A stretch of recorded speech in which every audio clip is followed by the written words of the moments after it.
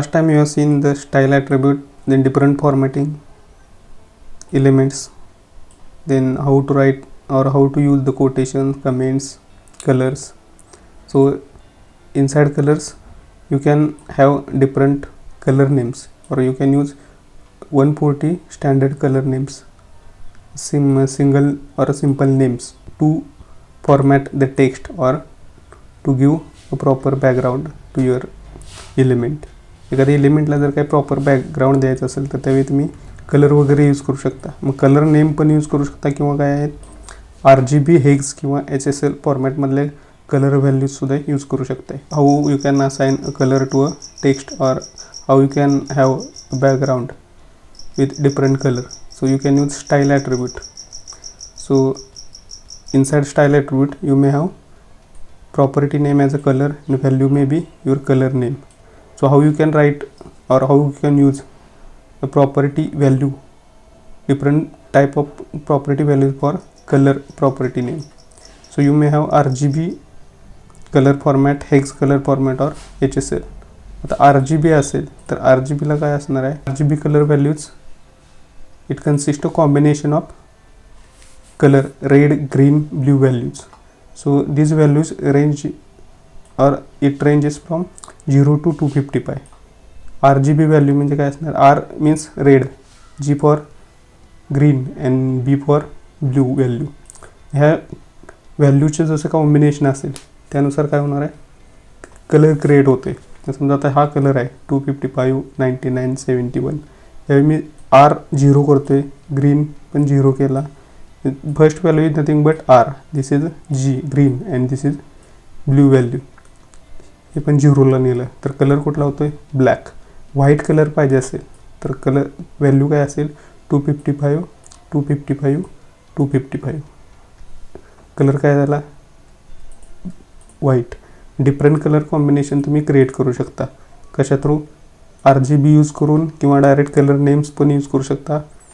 RGB format असेल तर use कसा करणार आहे बघा, RGB यूज करायचं in bracket value of the R colour, value of the G colour and value of the B colour किंवा ब्ल्यू कलर.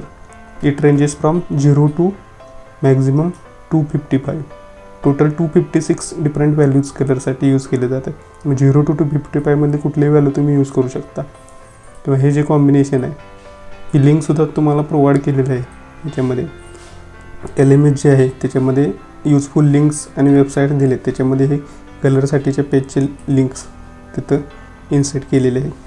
आता RGB फॉर्मॅटमधला असेल तर RGB यूज करू शकता, किंवा हेक्समध्ये असेल तर हेक्साडेसिमल फॉर्मॅटमध्ये कलर कसा राईट केला जातो आहे, it is written like this hash then FF634F. So these two FF means the value of red color. It is in hexadecimal format. Then next two 6 and 3, this is the value of your green color, and 4, 7 is the value of blue. So this is hexadecimal format. So you can define a color name in hexadecimal. Hexadecimal format मध्ये colour name काय करू शकता, right करू शकता. Value जसे change कराल तसं काय होणार आहे, कलरची व्हॅल्यू चेंज होईल. Then also HSL format, hue, saturation and lightness. आता ह्यू, सॅच्युरेशन, लाईटनेसचे व्हॅल्यू कसे आहेत, रेंज आहेत बघा. ह्यू काय, ह्यू रेंजेस फ्रॉम 0 टू कुठं आहे बघा, लास्ट टू 60. 0 टू 260 पर्यंत ह्यूच्या व्हॅल्यू आहे. आणि saturation, lightness this are in percentage. Dark light तुम्हाला कसं पाहिजे तसं कलर. HSL व्हॅल्यू यूज करून सुद्धा तुम्ही काय करू शकता, एखाद्या एलिमेंटला काय करू शकता, कलर असाइन करू शकता. मग बॅकग्राऊंड कलर असेल तो किंवा टेक्स्टचा कलर असेल कुठलाही. So today's most important topic is CSS. What is mean by CSS or HTML CSS? So CSS is basically stand for cascading style sheets. So for which purpose CSS are used? So CSS saves you a lot of work. Means CSS may be used to control the layout of multiple web pages all at once. Means एक CSS तुम्ही एक create केली किंवा CSS एका फाईलमध्ये CSS code right केला तर तो राईट केलेला कोड तुम्ही वेगवेगळ्या पेजेससाठी यूज करू शकताय. त्यामुळे जे काही मल्टिपल किंवा पेजेससाठीचं तुमचं जे काही वर्क असेल ते वाचणार आहे. त्यासाठीचा टाईम असेल किंवा त्यासाठीचं काय असेल कॉस्ट असेल, लाईन्स ऑफ कोड कॉस्ट, तीसुद्धा रिड्यूस होईल. आता CSS तुम्ही आता सॅम्पल CSS भेटतात HTML स्टाईलमध्ये. HTML स्टाईल ॲट्रिब्यूट यूज करून सुद्धा तुम्ही काय केलेत, हे जे काही टेक्स्ट कलर असतील किंवा बॅकग्राऊंड असेल ते दिलेलं आहे. तिथं यूज काय केलेलं आहे, स्टाईल ॲट्रिब्यूट किंवा स्टाईल प्रॉपर्टी यूज केलेली बॅकग्राऊंड कलरसाठी. आता समजा style is equal to background colour powder blue, ही सुद्धा एक टाईपची काय CSS आहे. आता ते कुठल्या टाईपच्या अंडर येते ते बघा. आता HTML CSS basically of 3 types, 3 टाईपने आपण काय करू शकतो, HTML डॉक्युमेंटमध्ये CSS यूज करू शकतो. First type is inline CSS, second internal CSS and third external CSS. आता इनलाईन, इंटरनल आणि एक्सटर्नल तिन्हीमध्ये डिफरन्स काय असणार आहे. फर्स्ट आपण जे यूज केले with the help of style attribute inside HTML element is nothing but the inline style. Inline style आपण जे पहिल्यांदा बघितलेलं आहे स्टाईल ॲट्रिब्यूट यूज करून ती इनलाईन असेल. त्यानंतर इंटरनलमध्ये काय केलं जातं, स्टाईल इलेमेंट यूज केला जातो जो हेड सेक्शनमध्ये असेल. तर स्टाईलमध्ये आपण इंटरनल CSSसाठीचा कोड राईट करतो. आणि एक्सटर्नल स्टाईल शीट असेल किंवा एक्सटर्नल CSS असेल तर त्यासाठी CSS कोड हा सेपरेट फाईलमध्ये विथ .css एक्सटेन्शनने सेव्ह केला जातो आणि लिंक ॲट्रिब्यूट थ्रू ती .cssची फाईल काय केली जाते, लिंक केली जाते. आता वन बाय वन बघू इनलाईन CSS काय आहे. Inline CSS is use to apply unique style to single HTML element. एखाद्या सिंगल HTML एलिमेंटला काय करायचं आहे, युनिक स्टाईल अप्लाय करायची असेल तर त्यावेळी आपण काय करतोय, स्टाईल ॲट्रिब्यूट यूज करून काय करतोय, इनलाईन CSSचा यूज करतोय. समजा आता एखादा हे काय आहे H1 टॅग किंवा हेडिंग आहे, ब्ल्यू हेडिंग. ह्या ब्ल्यू हेडिंगला डिफॉल्ट कुठला कलर असणार आहे तुमचा हेडिंगसाठी, ब्लॅक असतो. तर ब्लॅकच्या ऐवजी मला ब्ल्यू पाहिजे तर तुम्ही काय करता, इनलाईन स्टाईल त्याला अप्लाय करताय. This is nothing but the inline style. Inline style काय केली जाते, त्याच एलिमेंटमध्ये स्टाईल ॲट्रिब्यूट थ्रू काय केले जाते, राईट केले जाते स्टाईलसाठीचा code. This is inline style. त्यानंतर नेक्स्ट कुठलं आहे, second form of style attribute is nothing but the internal CSS. आता इंटरनल CSS कशासाठी वापरले जाणार आहे, internal CSS is use to define style for single HTML page. Internal CSSमध्ये काय केलं जातं, इंटरनल CSSमध्ये स्टाईल यूज केली जाते पण ती कुठल्यासाठी असेल, फक्त सिंगल HTML पेजसाठी त्याचा यूज होईल. त्या सिंगल पेजमध्ये जे काही एलिमेंट्स असतील, मल्टिपल एलिमेंट्स, त्यासाठी इंटरनल CSSचा यूज होईल. तुमची जी ही स्टाईल आहे कुठली, इनलाईन CSS, ही फक्त काय असेल, सिंगल पेजमधल्या सिंगल एलिमेंटला अप्लाय करू शकतो. आता ही जी स्टाईल आहे ही स्टाईल कोणाला ॲप्लिकेबल आहे, फक्त H1 एलिमेंटला ॲप्लिकेबल आहे. ही स्टाईल कलर ब्ल्यू ही ह्या पॅरेग्राफला ॲप्लिकेबल नसेल. मग ह्या पॅरेग्राफला पण ॲप्लिकेबल पाहिजे स्टाईल आणि H1ला पण ॲप्लिकेबल पाहिजे असेल तर त्यावेळी तुम्ही काय करू शकता, इनलाईनच्या ऐवजी काय यूज करू शकता, इंटरनल CSS यूज करू शकता. मग आता इंटरनल CSS राईट करायचं असेल तर कुठं करणार आहे, internal CSS you can write inside head. Internal style write करायचं असेल तर त्यासाठी हेड टॅगमध्ये तुम्हाला काय राईट करायचं आहे, एलिमेंट कुठला, स्टाईल एलिमेंट लिहायचे, स्टार टॅग एंड टॅग, आणि inside start tag end tag you need to specify the element for which you are going to apply the style. आता बॉडी एलिमेंटला काय केलं आहे, background colour powder blue assign केलं आहे. आता बॉडीमध्ये जे काही एलिमेंट असतील, H1 असेल, P असेल किंवा बॉडीमध्ये H1 आहे, P आहे, तर H1 आणि P दोन्हीसाठी बॅकग्राऊंड कलर काय होईल, पावडर ब्ल्यू होईल. त्यानंतर H1 हे जे काही हेडिंग आहे ह्यासाठीचा कलर समजा ब्ल्यू असाइन करायचा आहे तर त्यावेळी H1साठीचा टेक्स्ट कलर काय दिला आहे, colour blue. So this is example of your internal. हे काय आहे तुमचं इंटरनल CSS असेल. Internal CSS return inside head with the help of style attribute. Internal CSS काय हेड सेक्शनमध्ये राईट केले जाते, त्यासाठी स्टाईल आणि स्लॅश स्टाईल ॲट्रिब्यूट यूज केलं जाते. आता हे जर बघितलं एक्झाम्पल, आता CSS साठीचा कोड इथं H1मध्ये राईट केला आहे का? नाही, तीच स्टाईल कुठं असाइन केले, हे तर हेड स्लॅश हेडमध्ये डिफरंट दिले. आता बॉडी H1 आणि P राईट करताना काय केलेत, सिम्पल म्हणजे ह्या बॉडीमध्ये जे काही स्टाईल आपण देऊ इथं लिहिणार आहे, राईट करणार आहे, ते ॲप्लिकेबल कुणाला असतील, बॉडीला. त्यानंतर H1साठी ॲप्लिकेबल असणारी स्टाईल इथं दिलेली आहे, P साठी ॲप्लिकेबल असणारी स्टाईल इथं दिलेलं आहे. त्यामुळं जिथं जिथं हा P एलिमेंट यूज होईल तिथं तिथं काय होईल, कलर रेडमध्ये येईल. समजा मी आता सेकंड पॅराग्राफ यूज करतो आहे, कुठला, सेम कॉपी केला आणि पेस्ट केला, धिस इज अनदर पॅरेग्राफ. मग आता ह्या पॅरेग्राफसाठीचं टेक्स्ट कुठल्या स्टाईलमध्ये येईल, इथे मी कुठली स्टाईल असाइन केली आहे का नाही, पण एलिमेंट कुठला आहे, P साठी डिफॉल्ट जो कलर असेल कुठला, रेड, तो येईल. तर मी आता Pच्या ऐवजी इथं काय केलं, P1 केलं आणि रन केलं, तर काय होईल, दोन्ही कशामध्ये येते, ब्लॅकमध्ये. म्हणजे जे काही डिफॉल्ट स्टाईल असेल ती डिफॉल्ट स्टाईल काय झाले, त्या कलरमध्ये हा टेक्स्ट डिस्प्ले झाला आहे. आता हे P जो एलिमेंट आहे तो काय, HTMLमध्ये जे काही डिफाईन एलिमेंट्स आहेत किंवा टॅग्स आहेत, त्या टॅगपैकी काय आहेत, H1 आणि P हे दोन टॅग आहेत.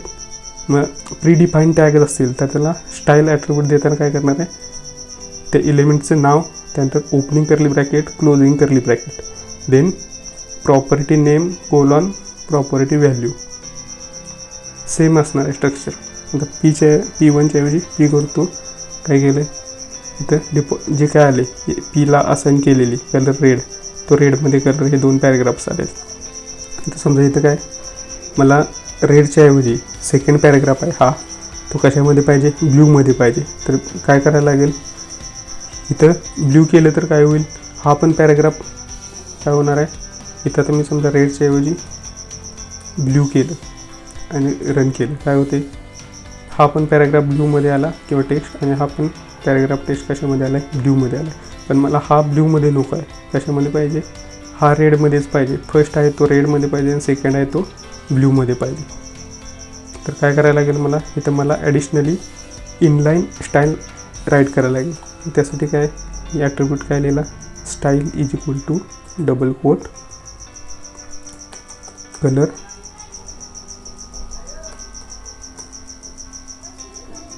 ब्ल्यू सेमिकोलॉन, रन केलं.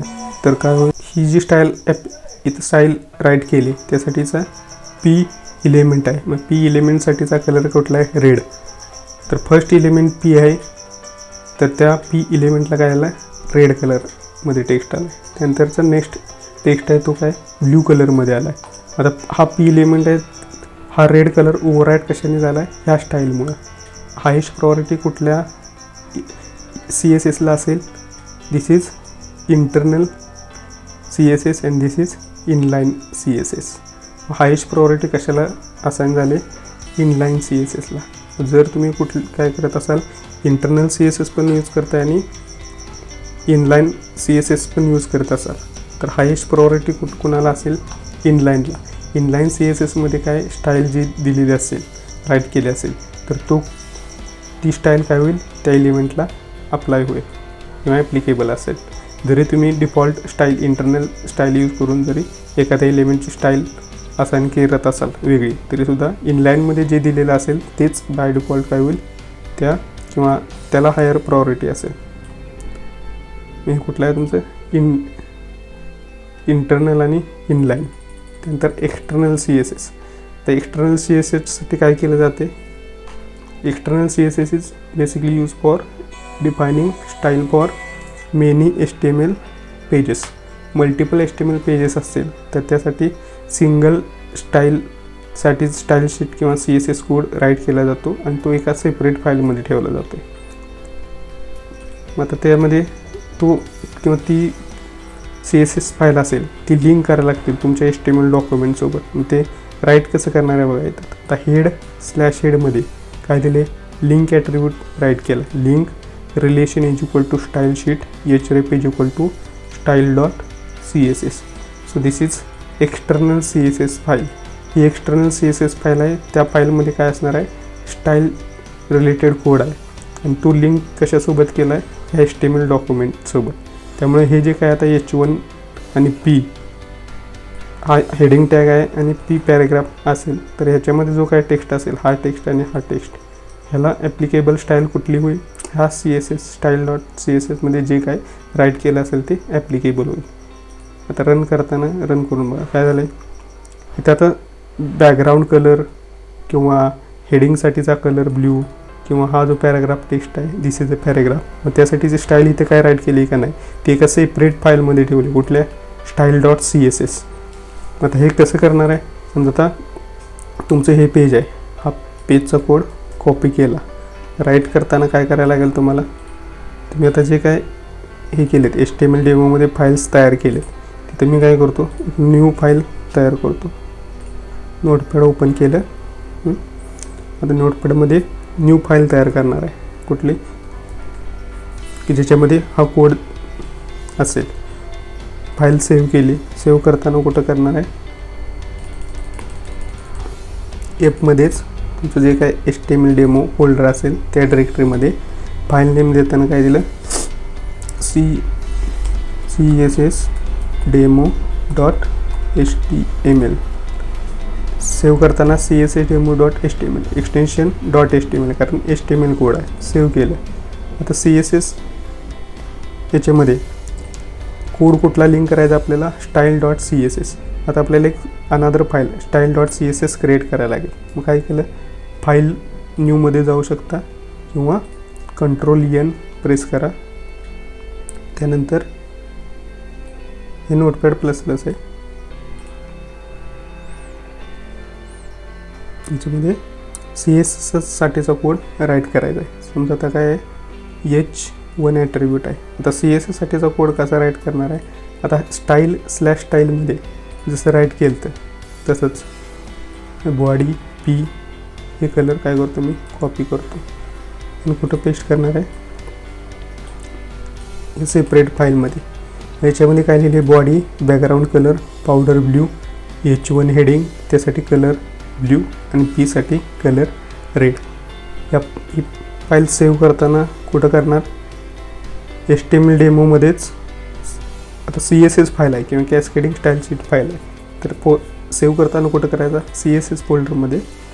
नेम काय देणार आहे, styles dot CSS. File name काय असेल, style dot CSS extension CSS, कारण ह्याच्यामध्ये कोड कुठला आहे, CSS कोड आहे. आता ह्या फाईलचं नाव स्टाईल डॉट CSS आहे. ती फाईल इथे इन्क्लूड करायचं आहे, त्यासाठीचा पाथ इथे लिहायचा.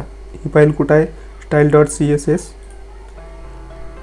तुमचे HTML डेमोमध्ये कुठले आहे, HTML CSS डेमो फाईल आहे आणि CSS डेमो फाईलच्या ठिकाणी कुठला एक अनादर फोल्डर आहे CSS, आणि CSS फोल्डरमध्ये तुमची स्टाईल डॉट CSS आहे.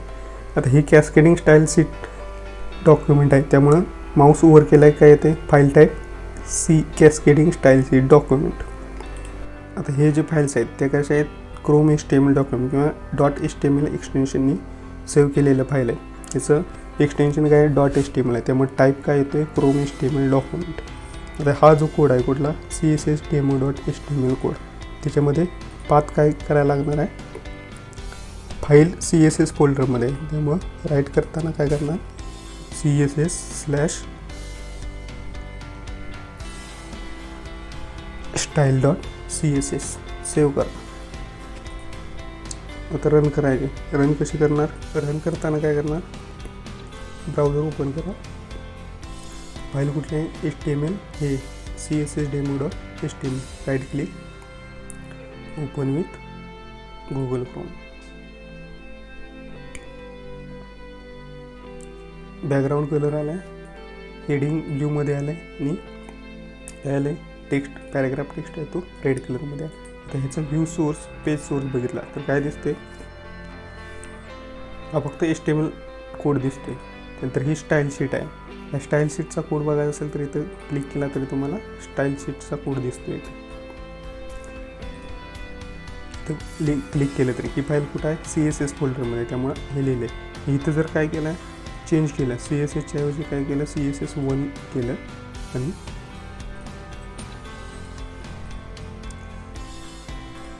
हे पेज रिफ्रेश करतो. काय होते, जो काय डिफॉल्ट कलर असेल त्या कलरमध्ये काय झाले एक जे काही कंटेंट असतील, this is a heading, this is a paragraph, हे डिस्प्ले होते. This is heading, this is a paragraph. याला कुठलीही CSS अप्लाय झालेली नाही. का? कारण हा जो पाथ आहे तो डिफरंट आहे. CSS1 फोल्डरमध्ये style.css फाईल नाही, ती कुठल्या फोल्डरमध्ये CSSमध्ये. त्यामुळं href ॲट्रिब्यूटची जी काही व्हॅल्यू असेल तीसुद्धा प्रॉपर चेक करायची. CSS फाईलचा जो काही पाथ असेल तो पाथ प्रॉपर आहे की नाही. हे झाले CSS. This type of CSS is nothing but external CSS. External CSS link करताना काय करणार आहे, ॲट्रिब्यूट कुठला यूज करणार, लिंक ॲट्रिब्यूट.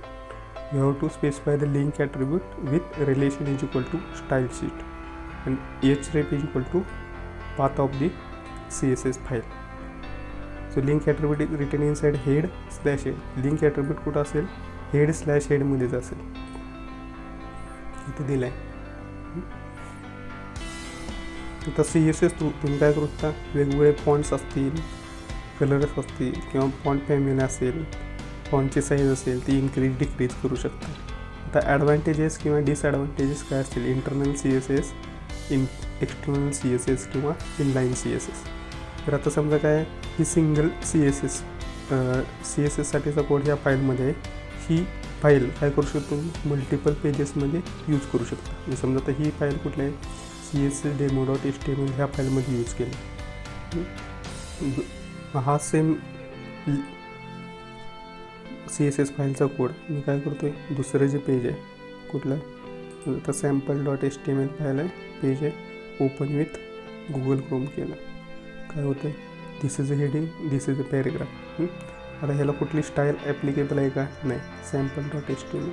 तर sample.htmlचा जो काही कोड आहे मी काय केला, एडिट केला आणि लिंक ॲट्रिब्यूटमध्ये हेड/हेडमध्ये लिंक ॲट्रिब्यूट राईट केला, सेव्ह केला.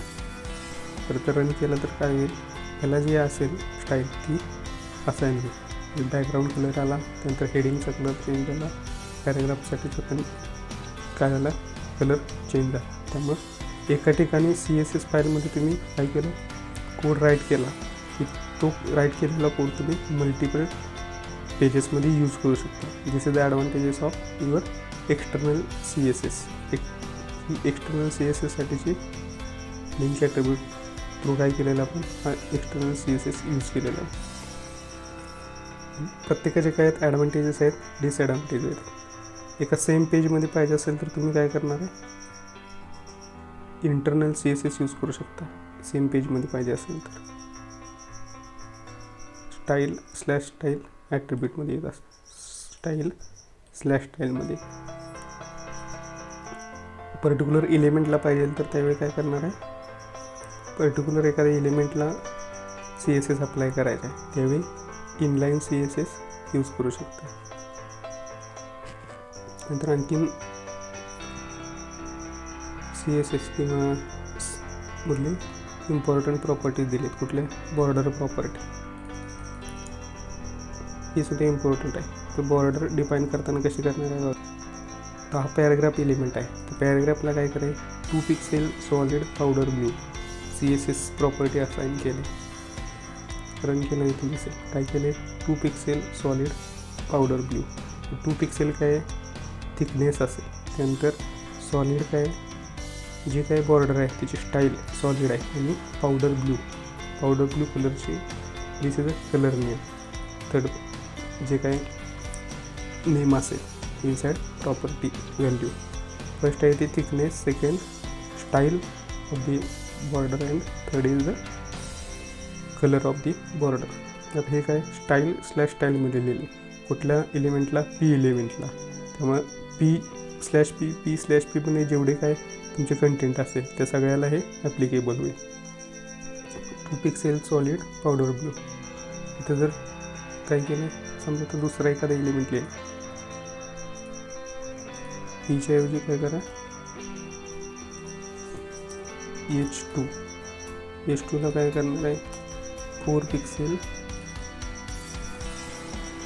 डॅश बॉर्डर आणि पावडर ब्ल्यूच्या ऐवजी नेव्ही ब्ल्यू, रन करा. काय आउटपुटमध्ये दिसते का नाही, कारण हा H2 एलिमेंट आपण अजून यूजच केलेला आहे. H2 एलिमेंट यूज करा. हिच्याऐवजी काय करा, H2.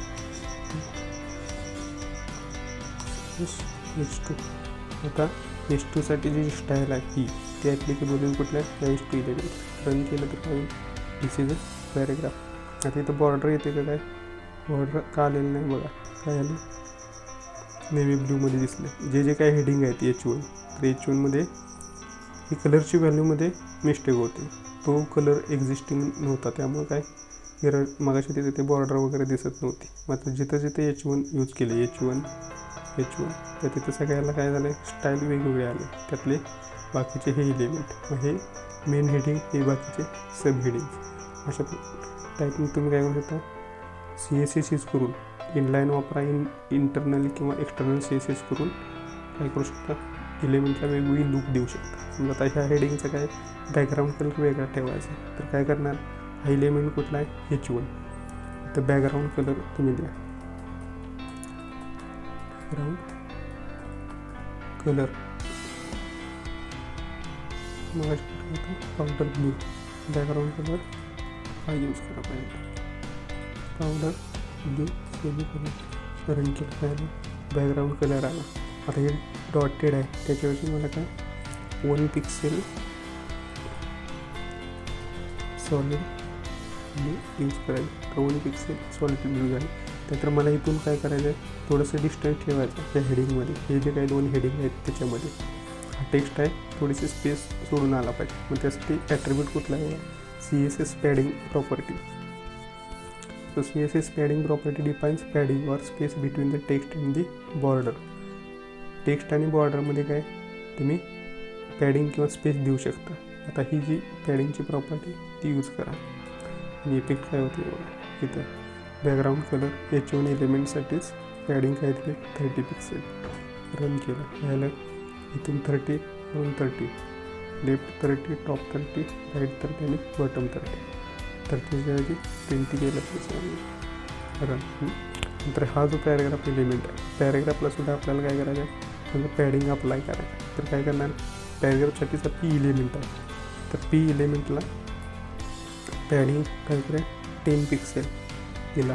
रन केलं तर काय होईल, की हा एलिमेंट पण काय आला 10 pixel 10 pixel 10 pixel, left top right bottom 10 pixel space आलेला आहे. आता हे जे काही कंटेंट व्यवस्थित दिसते, आता याच्यासाठी आपण डिफरंट बॅकग्राऊंड यूज करायचं. मग त्यासाठी काय करणार आहे, हा एलिमेंट कुठला आहे, पॅरेग्राफ एलिमेंट. बॅकग्राऊंड कलर आपण डिफरंट देऊ, कुठला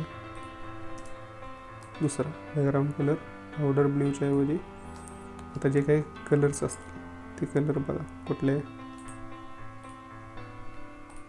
वेगवेगळे कलर्स आहेत.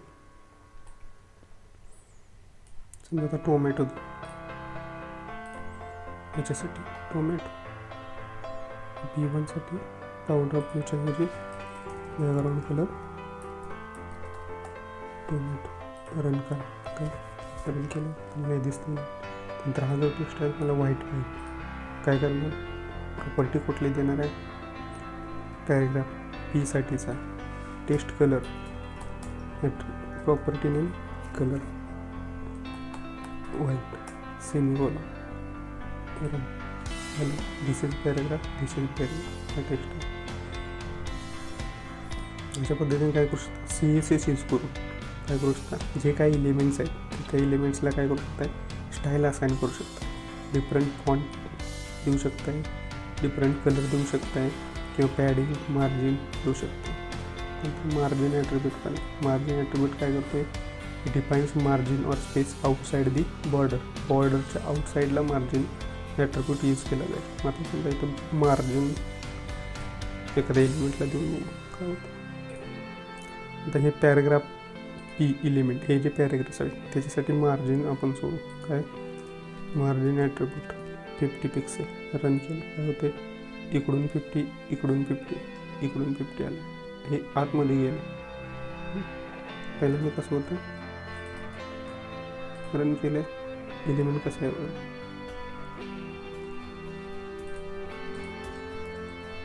50च्या ऐवजी 10 केलं. काय 11 कशाला पॅडिंग आलं, बॉर्डर जे आहे ते बॉर्डरपासूनचं इकडं तुमच्या ॲक्च्युअल जी काही विंडो असेल त्याची व्हर्टिकल लाईन किंवा एज असेल तिथपर्यंतच्या स्पेस म्हणजे काय झालं तुमचं मार्जिन 10 पिक्सल ठेवलं. 15 करा, चेक करा काय आलं, आतमध्ये गेलं, इकडून पण आतमध्ये गेलं.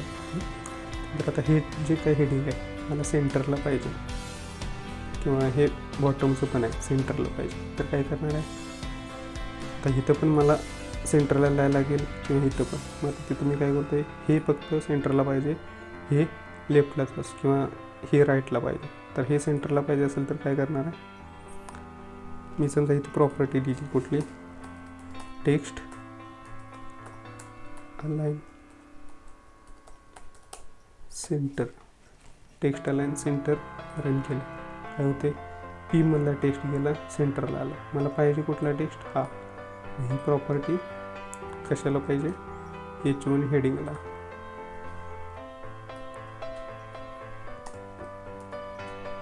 Text align center run. काय हे सेंटरला आलं. मला आता हे सेंटरला नको आहे, डिफॉल्ट काय पाहिजे मला, हे लेफ्ट साईडला पाहिजे. तर काय करता येईल मला, दिस इज अ पॅरेग्राफ, ह्यासाठीची लाईन कुठं आहे, इथं दिस इज अ पॅरेग्राफ. हे जर मला काय करायचं आहे, लेफ्टला पाहिजे असेल तर इथं मला काय करायला लागेल, इनलाईन स्टाईल राईट करायला. Style is equal to double quote semicolon. Property कुठलं आहे, text align colon left. Run केलं, त्यावेळेला लेफ्टला. ही जी प्रॉपर्टी आहे H1 मधली टेक्स्ट अलाइन सेंटरची, ही कोणाला, ह्या दोन्हीला ॲप्लिकेबल असेल. हायेस्ट प्रेसिडन्स किंवा हायेस्ट प्रेसिडन्स कशाला दिला जाईल, तुमच्या इनलाईन स्टाईलला दिला जाईल. त्यामुळं इथं इनलाईन स्टाईलमध्ये जे काय राईट केलं असेल ती स्टाईल कोणाला ॲप्लिकेबल असेल, ह्या हेडिंगला. लास्टचा जो आहे तो, आता दिस इज पॅरेग्राफच्या ऐवजी मी काय करतो, दिस इज फुटर रन. हा फुटर झाला. मला ही स्टाईल नको आहे, बाय डिफॉल्ट जी आहे तीच असू दे, दिस इज फुटर लिहिलं. त्यानंतर हे हेडिंग आहे, हेडिंगच्या ऐवजी मी केली दिस इज हेडर रन केली. नंतर हा टेक्स्टसुद्धा मला मिडलला पाहिजे किंवा लेफ्ट अलाइन असू दे. आता ह्याची साईज मला कमी पाहिजे, फॉन्ट साईज. तर काय करणार आहे, H1 इथं स्टाईल ॲट्रिब्यूट राईट करू शकता. स्टाईल इज इक्वल टू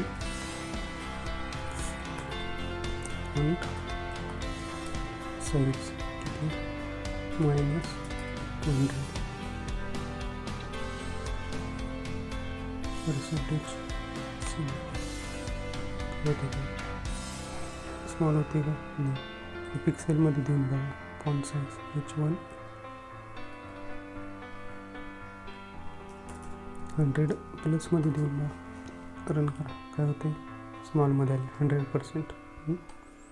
त्यानंतर हे मार्जिन मला थोडंसं कमी करायचं आहे किंवा पॅडिंगवरून जी स्पेस आहे, ही जी बाउंड्री आहे, बाउंड्रीपासूनची ही स्पेस म्हणजे काय, हे झालं पॅडिंग. पॅडिंग मला कमी करायचं. तर काय करणार आहे, स्टाईलमध्येच लिहिलं padding -10 pixel.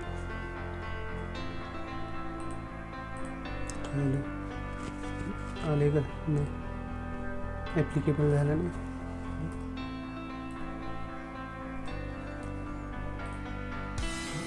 Padding 10 pixel.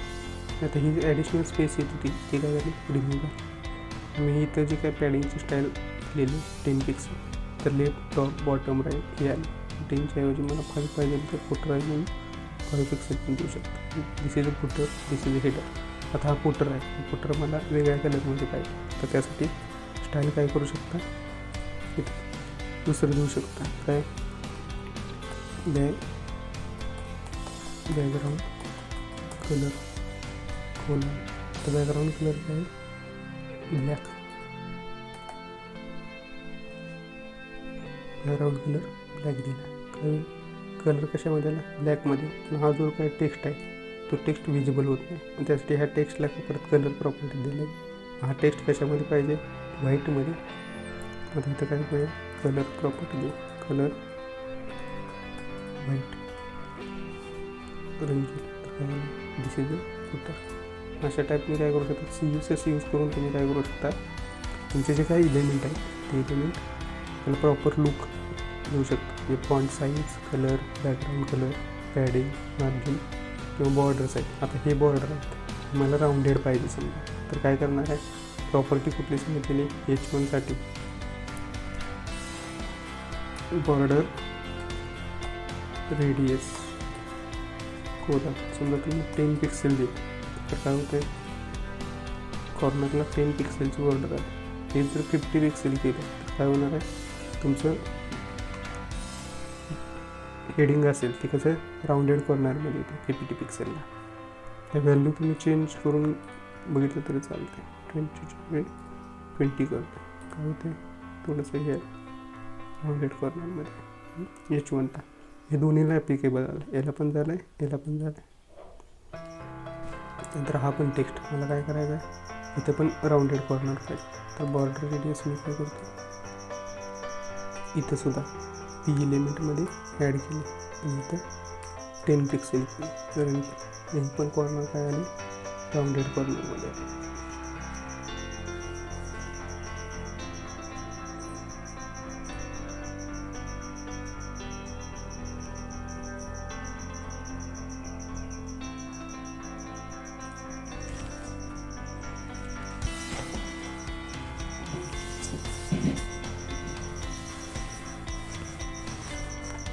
Hello,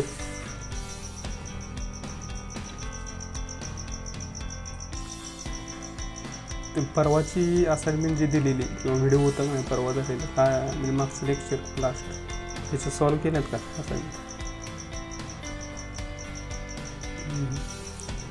तर इम्पॉर्टंट तुम्हाला कुठलंही एखादं वेब पेज तयार करायचं असेल तर काय करता, HTML तर आलंच पाहिजे. HTML फक्त कशासाठी असेल, तुमचे जे काही टेक्स्टचे कंटेंट दिसत आहेत, टेक्स्ट टाईपचे कंटेंट किंवा स्क्रीनवरती ब्राउझरवर तुम्हाला जे काय दिसतं आहे हे डिस्प्ले करायला HTML असेल. आणि इथं जे बॅकग्राऊंडला स्टाईल जी काय आहे, कलर वगैरे दिले असेल तर त्यासाठी CSS यूज होते. आणि जावास्क्रिप्टचा पार्ट कुठे येईल, जिथं जिथं समजा काहीतरी इव्हेंट होते, समजा एखादा फॉर्म आहे कुठला, आता IBPS ची वेबसाईट आहे, इथली सिम्पल IBPS एक्झाम्पल घेईल. आता इथं पण काय आहेत, हे जे काही एलिमेंट आहेत हे स्क्रोल होतात लेफ्ट टू राईट, हे right to left. Mouse over केला काय होते, स्टॉप होतं. माऊस ओव्हर केला स्टॉप होतं. इथं काय जावास्क्रिप्टचा यूज केलेला असतो किंवा CSS यूज करून काय होतं हे स्टॉप करू शकतं. मार्कव टॅग आहे त्यासाठी. नंतर इथं आता जे हे दिलेत इलिमेंट्स किंवा हा जो लेफ्ट साईड बार आहे त्याच्यामध्ये पण हा कॉर्नर दिला आहे. हा फक्त कॉर्नरला काय केले, बॉर्डर रेडियस दिली. तसं तुम्ही काय करू शकता, बॉर्डर रेडियसचे वेगवेगळे टाईप्स आहेत किंवा वेगवेगळे फॉर्मॅट्स ते यूज करू शकता. लेफ्ट साईडला काय केलं आहे, लेफ्ट साईडला थिकनेस, आता ही समजा इथं बाउंड्री असेल तर बाउंड्री कुठं दिली, फक्त ही लेफ्ट साईडला दिली, त्याचा थिकनेस 4 किंवा 5 पिक्सेल दिला आहे. त्यामुळं इथं काय दिसते, लेफ्ट साईडचं जी बॉर्डर असेल ती डार्क दिसते. आता इथं एखाद्या इलिमेंटला देऊन आता तशा टाईपमध्ये इथं आता जे बॉर्डर आहे कुठली लेफ्ट साईडची ते आपण रेड करू समजा, दिस इज किंवा व्हाईट करू, दिस इज अ पॅरेग्राफ. कसं करणार, style equal to border left साईडची बॉर्डर फक्त आपल्याला काय करायची, 4 पिक्सेल सॉलिड रेड पाहिजे त्या P एलिमेंट. काय येते राहून, तर ही जी हे ती काय आली, रेड झाली.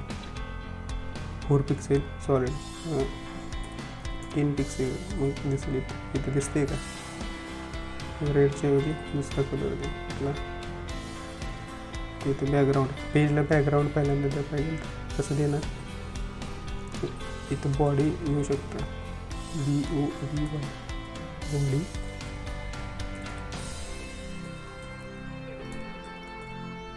बॅकग्राऊंड कलर कुठला द्यायचा आहे आता,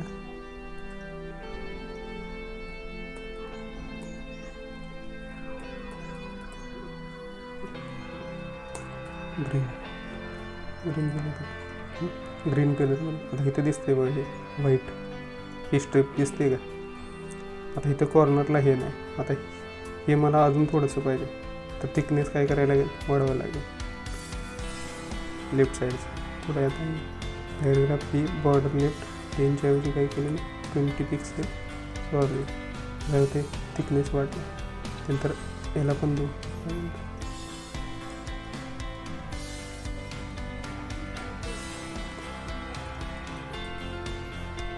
20 pixel border left 20 pixel solid. इथं काय बाय डिफॉल्ट कशामध्ये आले ब्लॅकमध्ये व्हाईटमध्ये. इथं आता मी काय केलं ब्लॅक दिली ते डन केलं तर काय होते ब्लॅकमध्ये आले इथले कलर हे व्हाईटमध्ये आलं. तुम्हाला जसं सुटेबल वाटेल किंवा प्रॉपर जे वाटेल कलर त्या कलरमध्ये देऊ शकता. सॉलिड व्हाईटच चांगला दिसतं colour white colour white. Third parameter कलरसाठी. आता इथं मला राईट साईडला पाहिजे तर काय करणार स्टाईल प्रॉपर्टी कॉपी केली आणि ह्या लास्ट ह्या पॅराग्राफच्या इथं राईटला पाहिजे तर काय करणार बॉर्डर लेफ्ट साईडची राईट 20 पिक्सेल सॉलिड व्हाईट काय राईट साईडला. आता काही एलिमेंट्स असतात त्या एलिमेंट्सला काय असते इथं मेनू असतील तर त्या मेनूला खाली काय केलेलं असते बॉर्डर इथे अंडरलाईन डार्क अशी किंवा तर ती कशी देणार आहे तर एलिमेंट इथे घेऊ एक न्यू डिटेल.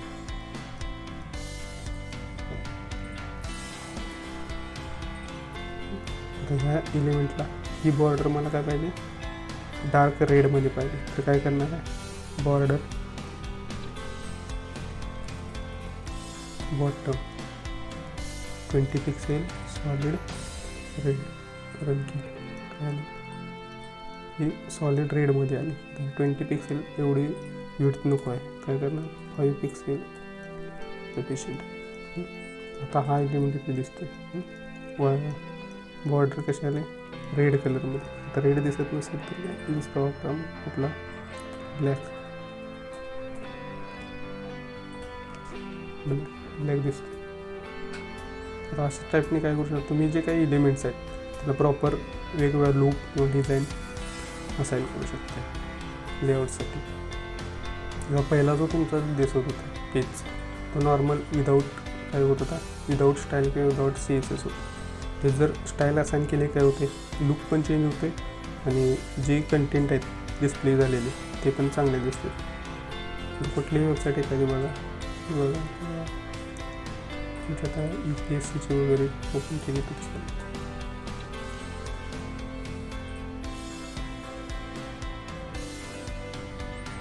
त्यांच्यामध्ये ब्लॉग दिलेले असते दिले आहे. आता हा जो ब्लॉग आहे हा ब्लॉग असा तयार करायचा ॲज अन असाइनमेंट. आता हे आहे ते सिम्पल आहे इथे लिस्ट एलिमेंट दिलं आहे dot dot dot dot dot आले हे लिस्ट एलिमेंट आहे सिम्पल. आता हा जो ब्लॉक आहे ह्या ब्लॉकमध्ये काय ह्याला बॅकग्राऊंड ह्या एलिमेंटला बॅकग्राऊंड वेगळा आहे ह्या एलिमेंटला बॅकग्राऊंड आहे. साईज फॉन्टची काय एकसारखीच आहे कलर एकसारखंच आहे फक्त काय केलं आहे प्रत्येकाचं बॅकग्राऊंड वेगवेगळं आहे. अशा टाईपचं काय करायचं आहे त्यांना असाइनमेंट म्हणून तुम्ही हा पोर्शन किंवा असं पेजमध्ये दिसलं पाहिजे एवढं पोर्शन वेगवेगळ्या कलरमध्ये. आता हे ते दिलेलं बघा हे सिम्पल मेनू आहे. आता हे दिसताना कसे दिसते honourable chair one speech advisors corner हे प्लेन आहे सगळ्यांना कॉमन बॅकग्राऊंड आहे डिफॉल्ट कलर ब्लॅक आहे. ह्याच्यापेक्षा लुक पुन्हा कशा चांगला दिसतो याचा का कारण याला प्रत्येकाला इंडिव्हिज्युअल बॅकग्राऊंड दिलं आहे प्लस आयकॉन पण दिलं आहे. आता हे जे काय आयकॉन आहे ते आयकॉन म्हणजे काय फेविकॉन. आता हे पण आयकॉन कसे ॲड करायचे किंवा काय हे पण परत पुढच्या लेक्चरला बघू आपण. तर आता राईट क्लिक केलं इन्स्पेक्ट केला समजा एखाद्या एलिमेंटवरती तर तुम्हाला तिथे दिसते image class icon admit icon. आता ही जी आयकॉनची इमेज आहे ती काय PNG फाईल्स आहे. ह्यात इमेजेससुद्धा तुम्ही घेऊ शकता इथून डाउनलोड करून. साईट कुठली आहे बघा UPSC.gov.in. ह्या काय करायचं, ह्या पेजचा व्ह्यू पेज सोर्स करायचं. त्यानंतर अप्लाय ऑनलाईन कुठं लिहिले बघायचं, कंट्रोल F करायचं, अप्लाय ऑनलाईन. अप्लाय ऑनलाईन दिसते का, त्यासाठीची इमेज दिसते PNG इमेज. या लिंकवरती क्लिक केला तर मला ही इमेज मिळेल, PNG इमेज आहे. राईट क्लिक करा, सेव्ह इमेज ॲज. सेव्ह करताना कुठं करणार, तुमची जी काही डिरेक्टरी असेल त्या डिरेक्टरीमध्ये इमेजेसमध्ये ती फाईल सेव्ह करा. Apply icon.png save. तर ही इमेज आहे, मला अप्लाय करायचं आहे. कशाला, तुमचा इथं हा जो आहे कोड, कुठला हा जो कोड होता, इथं मला इथं इमेज द्यायचं आहे. इथं this is a paragraph, second paragraph. तर काय करायला लागेल, हा कोड आता मी कॉपी करतो, एक न्यू फाईल तयार करतो, इथं पेस्ट केलं आहे. सेव्ह करताना काय, CSS demo1.html.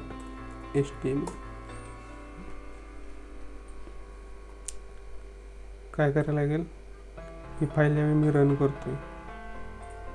रन करताना काय करणार, CSS demo.html open with Chrome or Firefox दिसते मला. आता इथं काय करायचं, दिस इज अ पॅरेग्राफ आहे, third paragraph, first second third. This is पॅरेग्राफला काय इथं ती इमेज द्यायची आहे. तर काय करणार, ती इमेज कुठं आहे, इमेजसाठीचा टॅग तुम्ही इथं बघू शकता.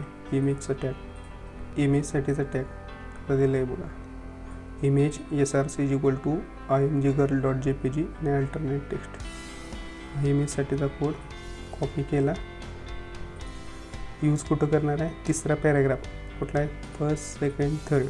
याच्यामध्ये मला इथं दिस इज अ पॅरेग्राफ जे लिहिले, इथं लिहिले की नाही, दिस इज अ पॅरेग्राफ, त्यासाठीचा कोड कुठला आहे, हां दिस इज अ पॅरेग्राफ.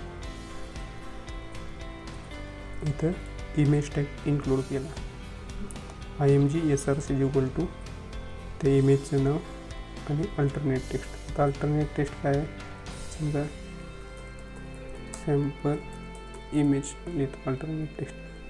रन करून बघू. हे सेव्ह केला,